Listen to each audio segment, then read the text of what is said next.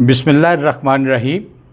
दायित्व स्कूल मंडी बहाउद्दीन से मैं हूं मज़हर दानिश सेहत तलफ़्फ़ुज़ के साथ। नाज़रीन मोहतरम, आज हम जिन अल्फाज का तलफ़्फ़ुज़ करेंगे वो भी सेहरफ़ी हैं।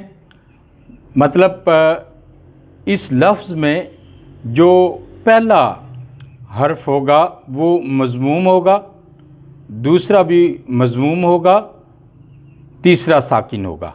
यानी पहले और दूसरे हर्फ पर पेश होगा और तीसरा जो हर्फ है वो साकिन होगा। तो आइए तलफ़्फ़ुज़ करते हैं।